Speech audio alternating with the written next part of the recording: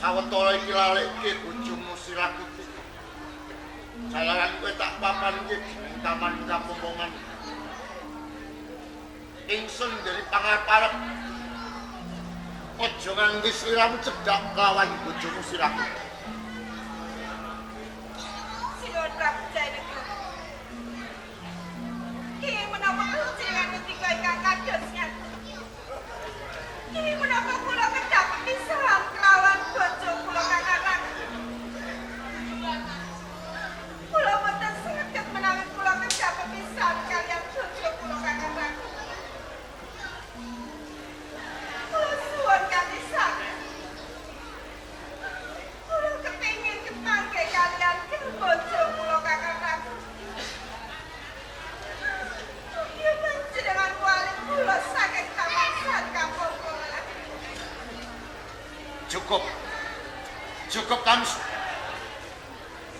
Sing tak jaluk mung sawiji. Balekke bojomu Rakuti. Mergo ing kene ana sawijining pawongan sing duwe pangkat lan derajat sing bakal bisa moyakake urip seneng kelawan kowe. Wonten Kyai Kakung sing tresna kaliyan. Iya. Kanjeng sinten menika? Ora lorone mung sawiji. Ingsun pribadi Tamsu. Panjenengan? Iya. Konsep. Sinuwun Prabu Jayanegara. Kenging menapa panjenengan ngendika menawi tresna kaliyan? Menapa panjenengan menika boten mangertosi kene kula menika gadhahi bojo? Aku ngerti. Tapi menawi panjenengan menika kepengin ndodang zakat menika dipun gelar om. Boten sagoda karo debat. Nela sinuwun. Padha tawanita ingkang tasih kendhu. Ingkang tresna dhateng panjenengan sinuwun. Ingsun ngerti Tamsu yen jagat gelar ombo. Oke panutya. Ing ayu sulistya ing warna. Ning kabeh mau ora ana kenuju krana dene penggal ingsun. Jebul sakusik. Bapa Ramapati maringake sliramu kelawan ingsun. Kadudut penggal ingsun kepengin duweni sliramu. Kinaryo tak pundhut garwa ing negara ing Majapahit. Kula boten saged. Menawi kula kedah lalandos kalih panjenengan. Awit kula tasih tresna kaliyan bojo kula Kakang Prabu. Kula boten saged piyanati dhateng bojo kula Kakang. Semono sumpah atimu Tamsu. Lamun kowe ora bisa urip bebarengan lan Rakuti. Pindhane kok ending kelan pati. Mongko wanodya mesti caosake kelawan ingsun. Sapa wae panjang kalingsun kudu kelakon bisa Karmaswara kelawan wanodya kuwi mau. Ewa semono kowe nampik lan nampik kados kalingsun. Tamsu.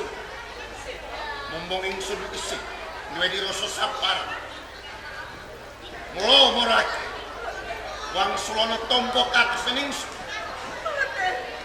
Kula boten saged lalandos kalih panjenengan. Kula nyuwun pangapunten sinuwun. Dadi kowe abot tresna lan Rakuti katimbang ingsun. Abot tresnamu lan Rakuti Leres. katimbang kowe ora gelem dikawin ingsun luwih becik tak sampun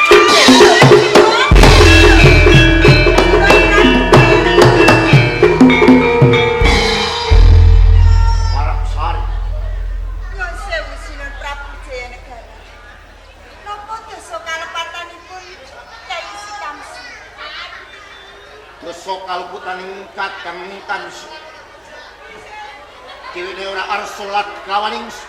Oh, pekawis Kyai Sitamsu menika boten purun ados kelawan panjenengan. Ngantos runtik penggalih panjenengan. Badhe tegelan mentala nyedani kalian Sitamsu. Ya bene ora katimbang dheweke mung gawe kogel penggalih ingsun. Saben ingsun cedhaki dhewe tansah mlengos. Mung eling lan bojone Sirakuti. Napa dhewe urip ana ing taman Kapomongan tak sobya-sobya bondolan donya tak iningi pangkatan derajat nanging kabeh mau tanpa guna. Sinuhun Prabu Jayanegara. Ingkang ageng pangapunten panjenengan tumanduk Kyai Sitamsu jalaran nopo? Mbok menawa Kyai Sitamsu menika dereng pakulinan leladi marang kakung sanes. Kula menika Sinuhun Prabu Jayanegara.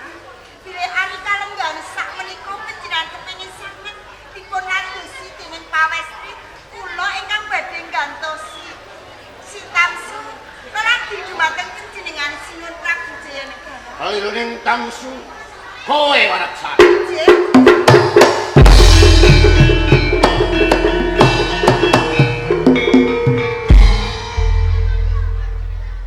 Umpama kowe ora kandha sing kaya ngono.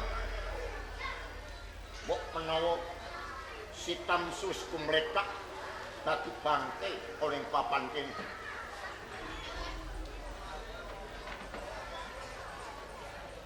Tamsu. Dino iku wasa kowe nggoyo. Nono. Sedurunge waton si Warap Sari sakup telat kelawan ingsun. Nanging pomo dipomeng nggone ingsun ngersake lan sliramu. Kowe nampel mangkal peningsi. Aja takon terus. Tak ketok lungu kowe. Ayo diajeng lati